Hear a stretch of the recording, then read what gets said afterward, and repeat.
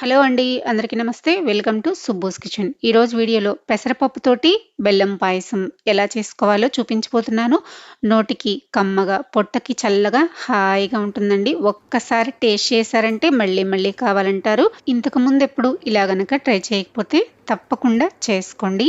చాలా అంటే చాలా టేస్టీగా ఉంటుంది. వీడియో నచ్చితే లైక్ చేసి హైప్ చేయండి. ఒక గిన్నె తీసుకొని అందులోకి ఒక గ్లాసు పచ్చిశనగపప్పు వేసుకోండి. మనం ఏ గ్లాస్ అయితే కొలత కోసం తీసుకుంటున్నామో అదే గ్లాస్ తోటి కొలతలు వేసుకోవాలి.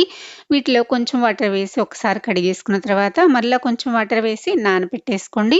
వేరొక గిన్నె తీసుకొని అదే గ్లాస్ తోటి ఒక గ్లాసు సగ్గుబియ్యాన్ని వేసుకొని వీటిని కూడా ఒకసారి కడిగేసుకున్న తర్వాత ఇంకొంచెం వాటర్ వేసుకొని మీకు ఎక్కువ టైం ఉంటే గనక ఒక గంట పాటు నానబెట్టుకోండి.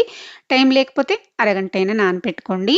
ఇలా నానిపోయిన తర్వాత శనగపప్పుని మరొకసారి కడిగి వాటర్ అంతా వంపేసుకున్న తర్వాత ఒక కుక్కర్ తీసుకొని అందులోకి వేసుకొని ఏ గ్లాస్తో అయితే వేసుకున్నామో అదే గ్లాస్ తోటి 2 గ్లాసుల వరకు వాటర్ వేసుకోండి.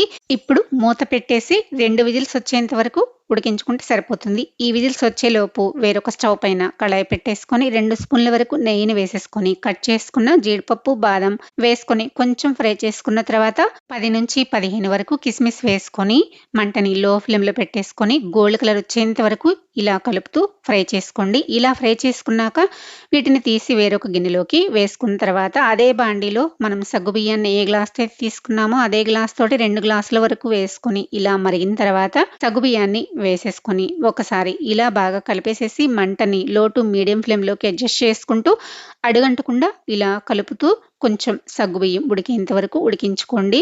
చూసారు కదా, ఇప్పుడైతే సగ్గుబియ్యము ముప్పావు వంతు ఉడికిపోయాయండి.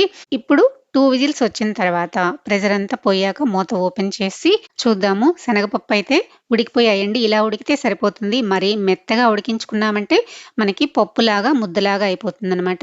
ఇలా ఉడికించుకున్న శనగపప్పుని కూడా సగ్గుబియ్యంలోకి వేసేసుకొని మరొకసారి బాగా కలిపేసి మీకు చిక్కగా ఉంది అనిపిస్తే కనుక ఇంకొంచెం వాటర్ని యాడ్ చేసుకొని ఉడికించుకోండి.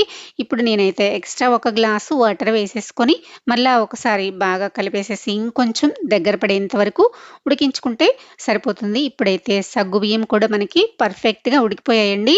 ఇలా ఉడికించుకున్న తర్వాత ఇప్పుడు ఇందులోకి ఒక హాఫ్ గ్లాస్ వరకు ఎండు కొబ్బరి తురుముని వేసుకుంటున్నాను. మీ దగ్గర ఎండు కొబ్బరి తురుము లేకపోతే పచ్చి కొబ్బరి తురుమైనా వేసుకోవచ్చండి. ఏది వేసుకున్నా కూడా టేస్ట్ బాగుంటుంది. ఇలా వేసుకుని ఒకసారి కలిపేసుకున్న తర్వాత అదే గ్లాస్ తోటి బెల్లం వేసుకుందాము. ఒక గ్లాస్ ఫుల్గా వేసేసుకొని రెండో గ్లాస్కి ముప్పావు గ్లాస్ వరకు వేసుకున్నానండి. నాకైతే పర్ఫెక్ట్గా తీపి సరిపోయింది. మీకు ఇంకొంచెం ఎక్స్ట్రా తీపి కావాలనుకుంటే ఇంకొక టేబుల్ స్పూన్ ఎక్స్ట్రా యాడ్ చేసుకొని కలుపుకోండి. బెల్లాన్ని ఇలా నలకొట్టి వేసుకుంటే మనకి తొందరగా కరిగిపోతుంది. బెల్లం కరిగిన తర్వాత టేస్ట్కి తగ్గట్టు సాల్ట్ ఒక పావు టీ స్పూన్ వరకు ఇలాచీ పౌడర్ వేసేసుకొని మరొకసారి బాగా కలిపేసేసుకున్న తర్వాత ఇది పూర్తిగా చల్లారనివ్వాలి. చల్లారనివ్వకుండా ఇప్పుడే పాలు వేసేసుకున్నామంటే మనం బెల్లం వేసుకున్నాం కాబట్టి అది కాక ఇంత వేడిగా ఉన్నప్పుడే పాలు వేసుకున్నామంటే విరిగిపోతాయి కాబట్టి కొంచెం సేపు చల్లారనిద్దాము. చల్లారిన తర్వాత చూపిస్తున్నాను. చల్లారేసరికి ఇంకొంచెం గట్టి పడుతుంది.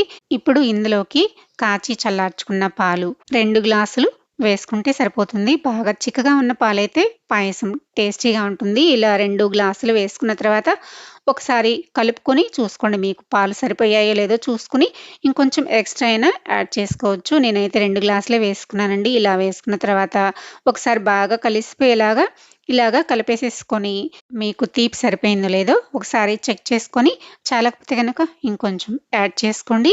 నాకైతే పర్ఫెక్ట్గా సరిపోయిందండి. ఇలాగా కలుపుకున్న తర్వాత చివరగా ఇందులోకి మనం వేయించి పెట్టేసుకున్నాం కదా డ్రై ఫ్రూట్స్ని ఇలా కొంచెం వేసేసుకొని మరొకసారి బాగా కలిపేసేసుకొని సర్వ్ చేసుకోవడమేనండి. చాలా రుచిగా కమ్మని పాయసం అయితే రెడీ అయిపోయింది. ఇప్పుడు ఒక సర్వింగ్ బౌల్ తీసుకొని ఇలా వేడిగా అయినా సర్వ్ చేసుకోవచ్చు, లేదంటే ఫ్రిడ్జ్లో పెట్టుకునైనా సర్వ్ చేసుకోవచ్చు. సూపర్ టేస్టీగా ఉంటుంది. తప్పకుండా ట్రై చేసి మీకు ఎలా వచ్చిందో కమెంట్ చేయడం మర్చిపోకండి. నా వీడియో కనుక మీకు నచ్చినట్లయితే లైక్ చేసి సబ్స్క్రైబ్ చేసుకోండి, షేర్ చేయండి. మరో మంచి వీడియోతో మళ్ళీ కలుద్దాం. Thanks for watching.